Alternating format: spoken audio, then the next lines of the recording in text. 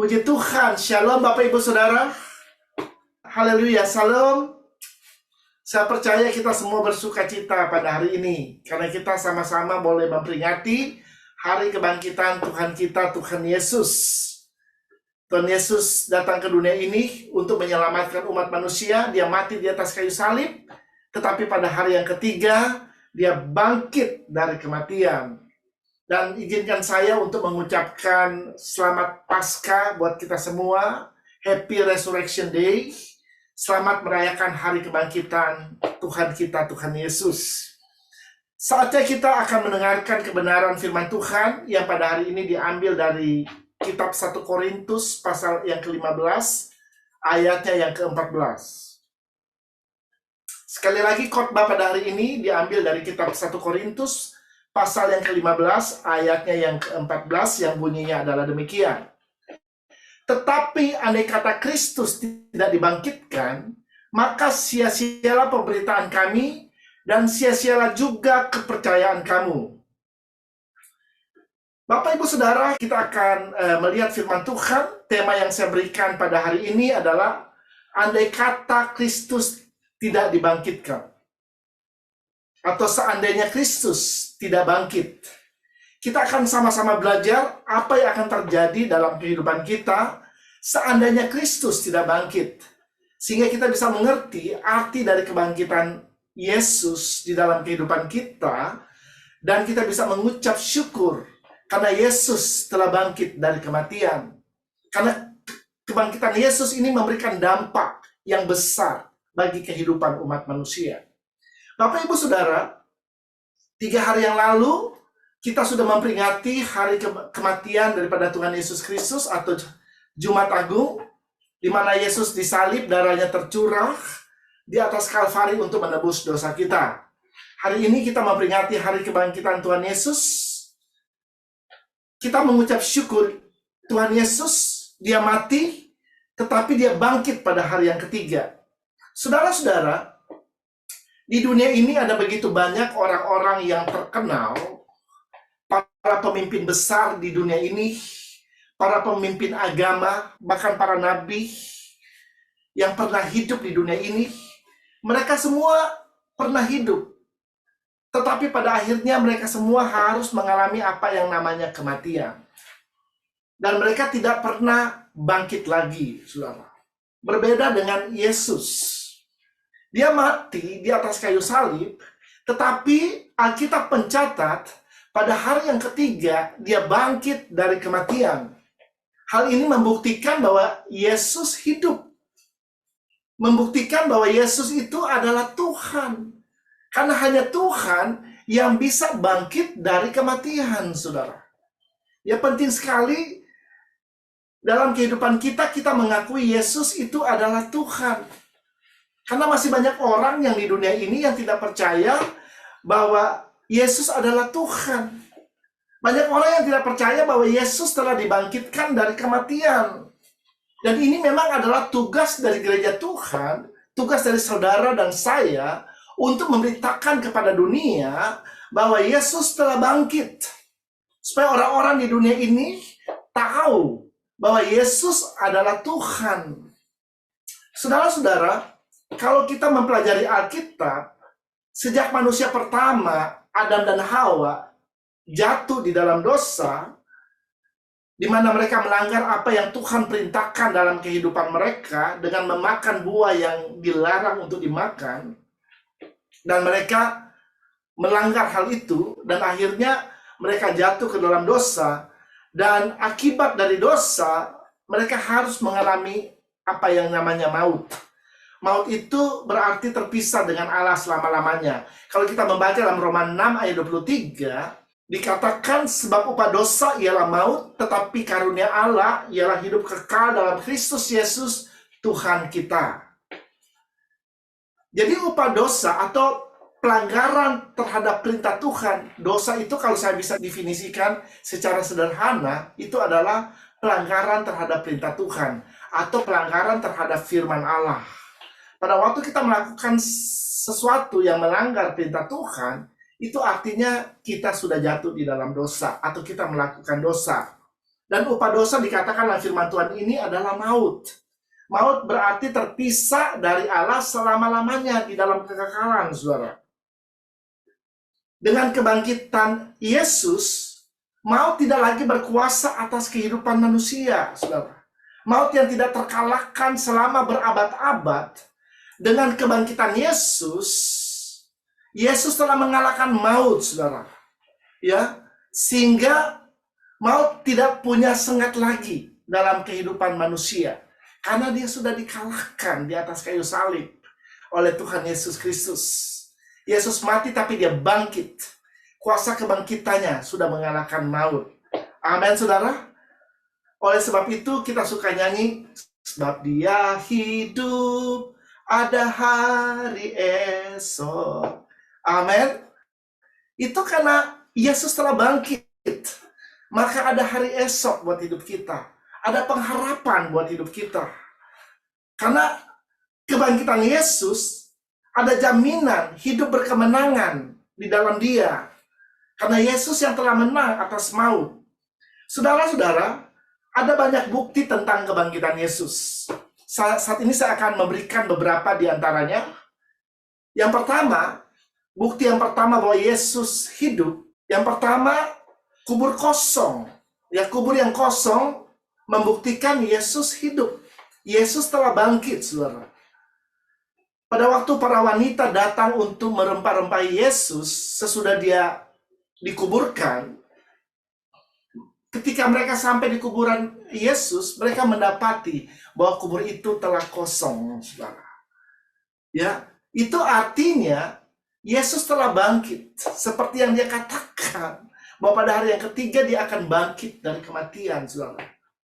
Kalau Anda sempat berkunjung ke Israel, ya, di kubur Yesus ditulis, He is not here, for He is risen. Yesus tidak ada di sini, karena dia sudah bangkit. Ya, itu yang pertama, bukti yang pertama, kubur yang kosong membuktikan bahwa Yesus telah bangkit, Yesus hidup, saudara. Bukti yang kedua, di dalam Alkitab sendiri mencatat ada saksi-saksi yang melihat tentang kebangkitan Tuhan Yesus. Alkitab mencatat setelah Yesus bangkit, dia menampakkan diri kepada lebih dari 500 orang, saudara. Dan orang-orang ini adalah saksi-saksi yang menyaksikan kebangkitan dari Tuhan Yesus. Yesus bukan menampakkan diri kepada 2 orang saja, ya, tetapi lebih dari 500 orang. Jadi banyak orang yang melihat Yesus ketika dia bangkit dari kematian, saudara. Alkitab mencatat sebuah perkara sah kalau ada 2 orang saksi. Kalau Anda lihat di pengadilan, ya, di pengadilan itu biasanya kalau ada saksi yang akan dihadirkan dalam pengadilan, minimal harus ada 2 orang saksi. Demikian juga kalau Anda lihat orang yang menikah, ya, biasanya ada saksi yang harus menyaksikan pernikahan dari 2 orang itu baru dianggap pernikahan itu sah. Dan itu minimal 2 orang saksi, saudara. Ya, baru sebuah perkara menjadi sah. Nah, kebangkitan Yesus bukan hanya disaksikan oleh 2 orang saksi, tetapi disaksikan lebih dari 500 orang saksi. Itu berarti Yesus benar-benar telah bangkit dan dia hidup. Ya, dia telah bangkit dan mengalahkan maut. Kita akan melihat siapa-siapa saja yang menyaksikan kebangkitan Tuhan Yesus. Yang menyaksikan kebangkitan Tuhan Yesus yang pertama adalah Maria Magdalena, saudara. Pada waktu perempuan ini pergi ke kuburan Yesus, dan dia mendapati kubur Yesus telah kosong. Dan itu adalah bukti dari Tuhan Yesus hidup, saudara. Saudara bisa baca itu di dalam kitab Yohanes pasal 20. Kemudian Tuhan Yesus menampakkan diri juga kepada murid-muridnya, kepada 12 orang murid.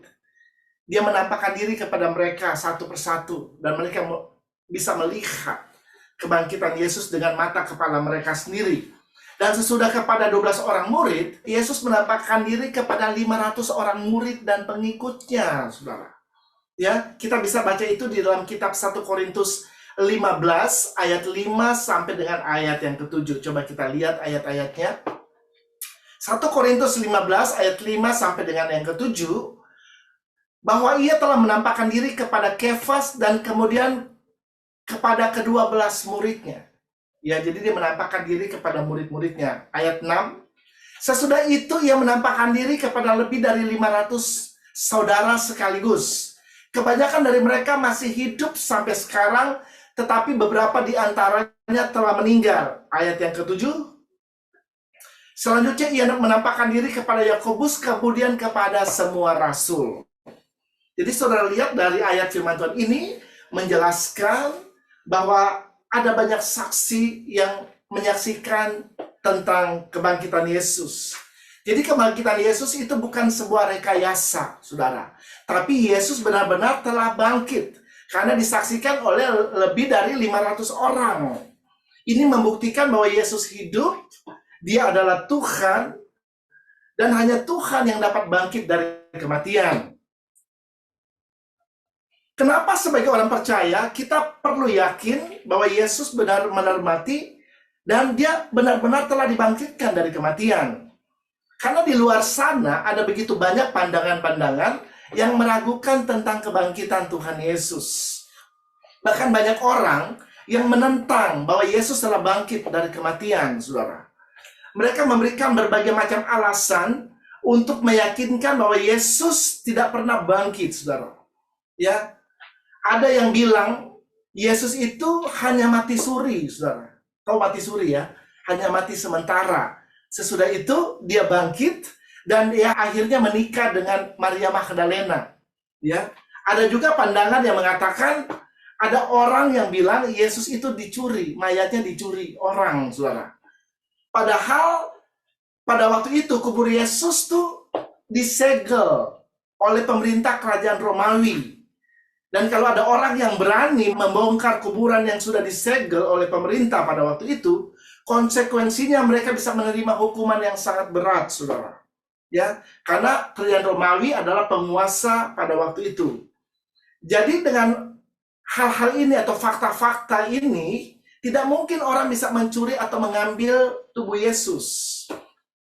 Dan ada juga yang mengatakan bahwa kebangkitan Yesus adalah berita bohong yang disebar oleh murid-muridnya sendiri, saudara. Dan ada juga yang mengatakan bahwa yang disalib itu bukan Yesus, tetapi Yudas. Karena mukanya Yudas itu mirip dengan muka daripada Yesus.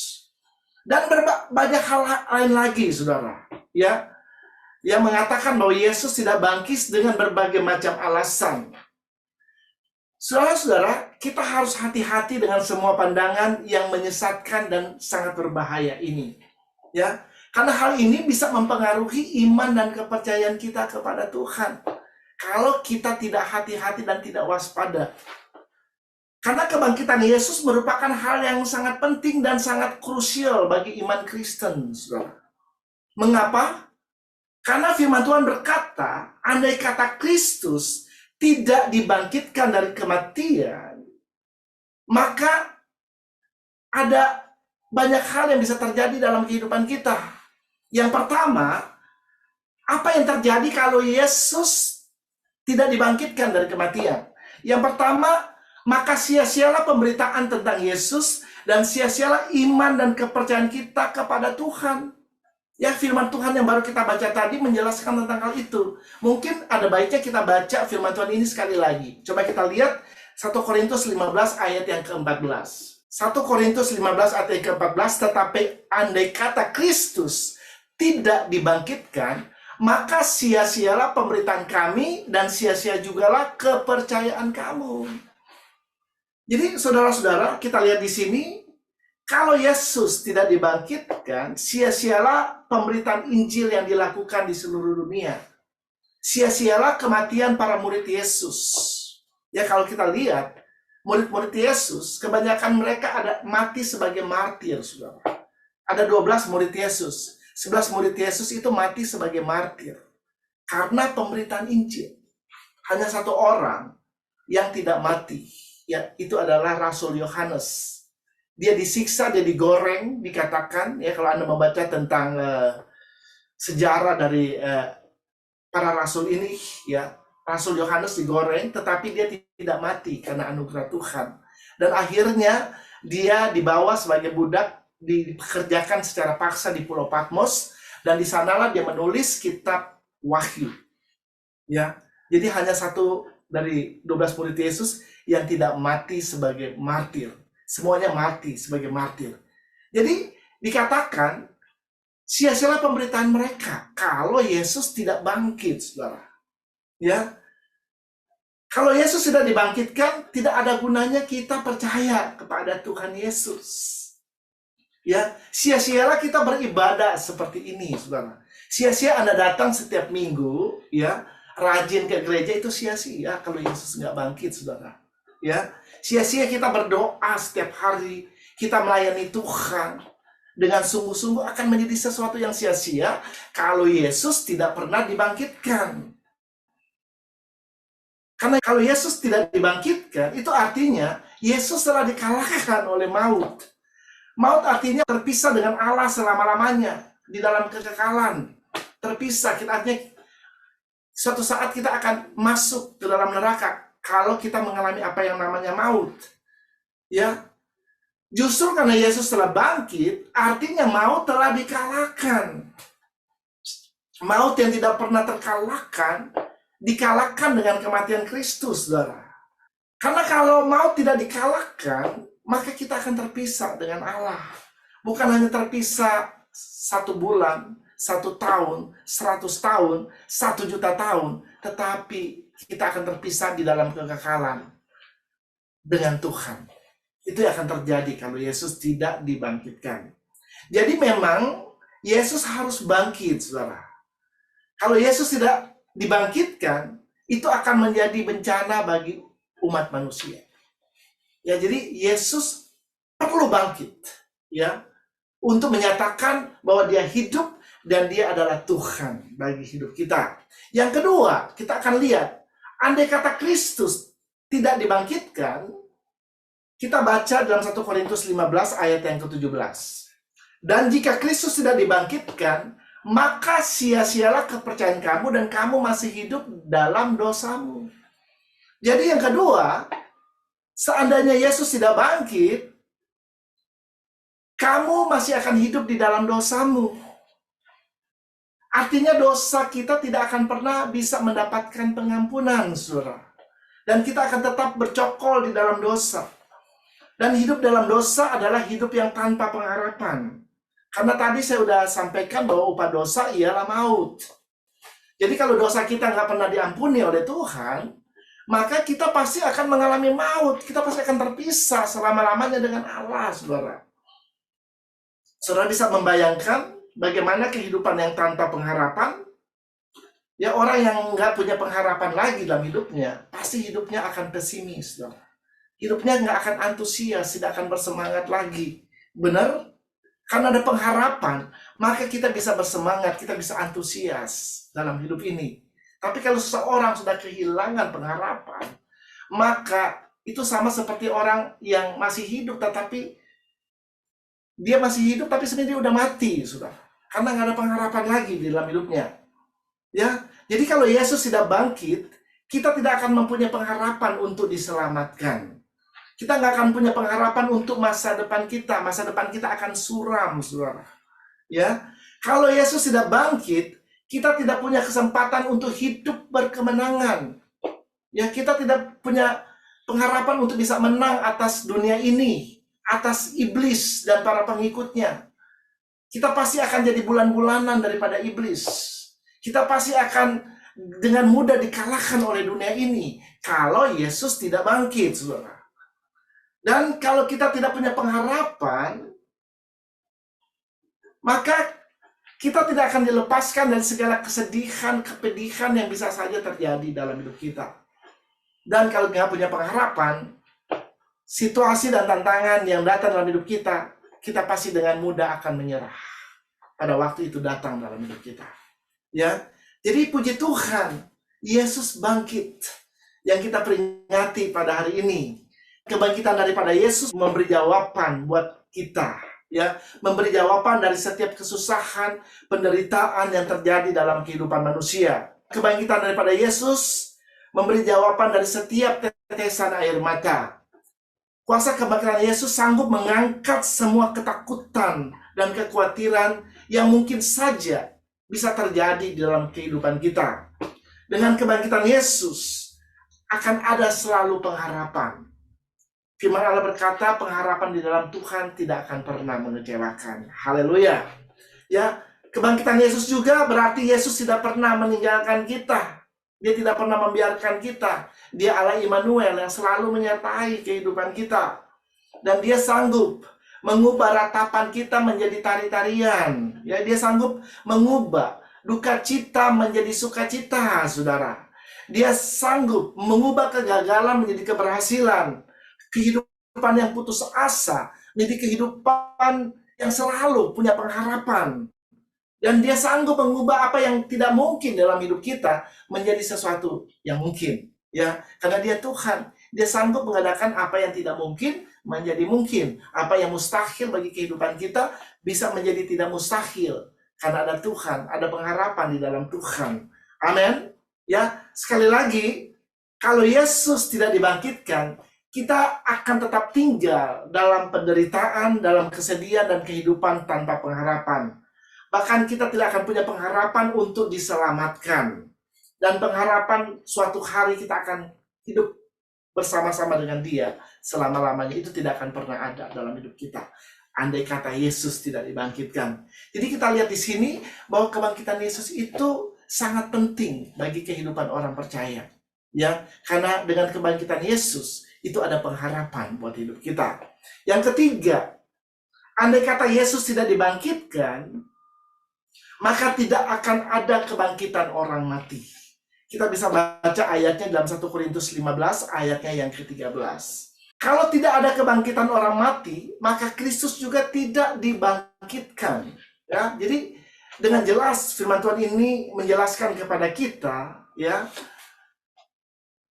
artinya kita yang mati akan tetap mati selama-lamanya, saudara. Kalau Yesus tidak dibangkitkan, karena tanpa kebangkitan Yesus tidak pernah ada kebangkitan orang mati. Ya, tapi puji Tuhan, Tuhan Yesus bangkit. Sehingga kita yang mati pasti akan mendapatkan kehidupan, saudara. Ya, jadi kita harus percaya, ya, sebagai seorang yang percaya bahwa Yesus yang telah mati, tetapi dia bangkit pada hari yang ketiga, itu membuktikan dia hidup, dan kita pun yang percaya kepadanya pasti akan mengalami kehidupan bersama dengan dia. Roma 10 ayat 9 berkata, coba kita lihat ayatnya. Sebab jika kamu mengaku dengan mulutmu bahwa Yesus adalah Tuhan, dan percaya dalam hatimu bahwa Allah telah membangkitkan dia dari antara orang mati, maka kamu akan diselamatkan.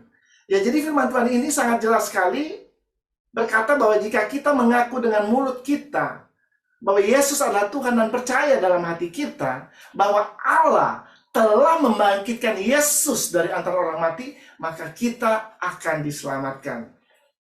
Jadi kalau kita percaya kepada kebangkitan Yesus, bahwa Allah telah membangkitkan dia dari kematian, firman Allah berkata dengan jelas, maka kita akan diselamatkan. Diselamatkan artinya kita akan hidup bersama-sama dengan dia selama-lamanya. Oleh karena itu, makanya kita disuruh untuk melakukan amanat agung daripada Tuhan Yesus. Amin. Ya.